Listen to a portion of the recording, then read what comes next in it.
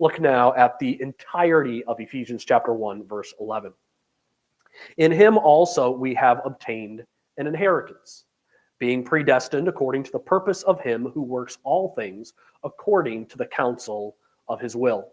The main point of verse 3 is very simple, but the details of how it works out in our lives has confused and led a lot of people astray in understanding how God works in our lives. The main purpose of verse 11 is that Jesus, through his purposes, that is, the goals that he made for each individual person, through his counsel, that is, the wise working of each of those purposes throughout the timing of our life, and through his will, that is, the desires that God has for all those in Christ. That putting together God's goals, his wisdom, and his desires, Jesus guarantees our inheritance in Ephesians 1:11.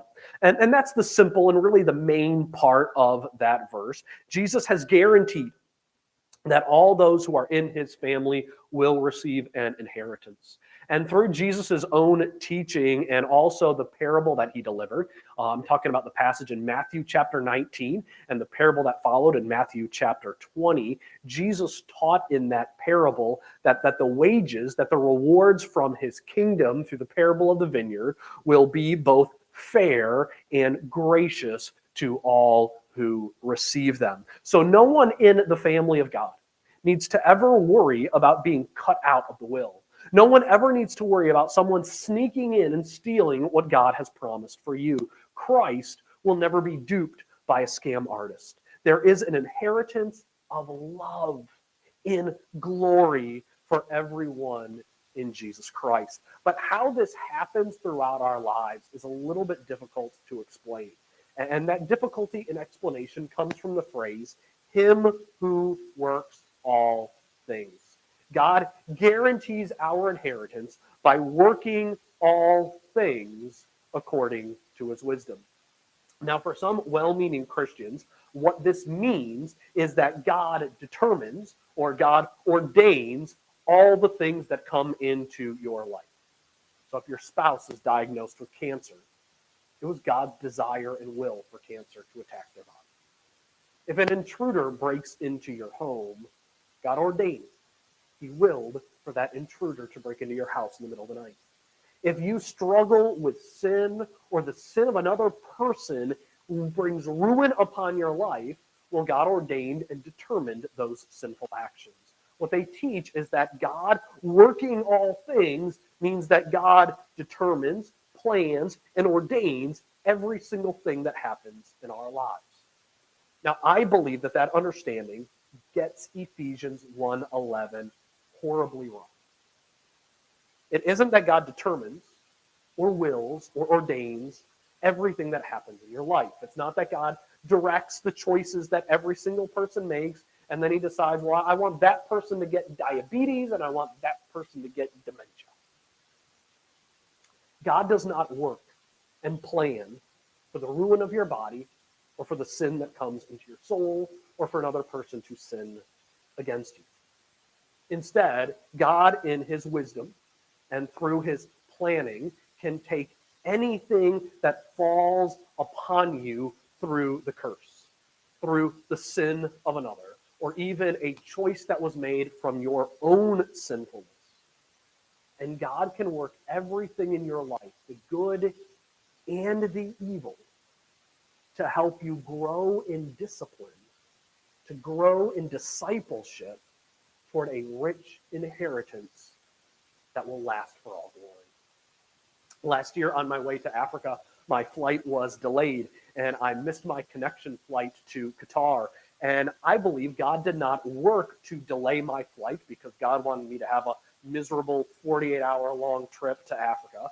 But he worked through that delay to grant me the opportunity to share Christ with the Uber driver who drove me to the hotel after I missed my flight in Dallas. God doesn't ordain for your neighbor to sin against you, but he does work through that sin, if you forgive your neighbor's sin, to allow you to bring an act of forgiveness into their lives, to draw your neighbor through a tangible and clear and practical demonstration of the power of forgiveness, which is the centerpiece of the gospel.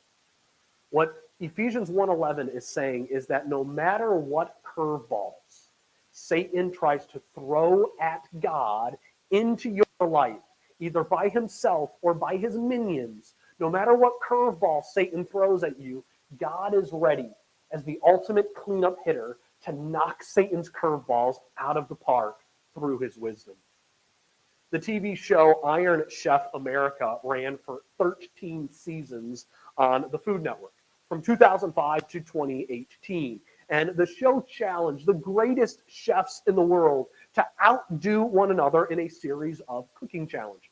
The highlight of the show was always, what would the chefs do with the secret ingredient? Each show, chefs were challenged on the spot to feature a secret, never before known ingredient into their recipe in order to wow the judges with their ability to work unexpected flavors into their dish. But there is one more ingredient to this battle. Our secret ingredient. Venison! Garlic! Almonds! Eggnog! Ham! Thanksgiving showdown! Hawaiian moi! Zucchini! Figs! Cranberry! Cheese! Buffalo! Asparagus! Lemons! Farmer's market! Mackerel! Eggnog! Artichoke! The winner of the show was the cook who could work lemons or asparagus or eggnog and whatever else the producers came up with, not just into their dish, but to become a main and delicious featured part of their dish. And what allowed the chefs to demonstrate their skill was their ability to take a food item that wasn't part of their plan, maybe even a food item that they would have considered contrary to their plans, and on the spot work that into their plan and turn it into a delicious dish. Where our God is the ultimate chef overseeing our lives. Our God has the ability to work all things that come into your life to result in a glorious inheritance for us. Now, this doesn't mean that God plans to bring evil into your life, but it does mean that every time evil does come into your life, whether it's by a natural result from the curse, whether it's by your own sinful choices, or whether it's by the sinful actions of another, God works through that in your life to increase his own glory and even extend good into your life. It means that in life, even when you fall into sin and you're ready for despair, I mean, how does God put up with your own foolishness and your own stupidity? You can be confident that God can even use your foolishness for your good and his glory. When cancer enters someone that you love, God can use the disease, the treatments, and even the suffering for the ultimate edification of yourself and for all those that are around the life of your loved one. God is always working for his glory and your good. So when evil enters your life, when the horrors of the curse fall upon you, you need to know that God is not working evil upon you. God is taking that evil and using it to increase his plans for you to have an even grander inheritance for all of eternity so that he might be praised.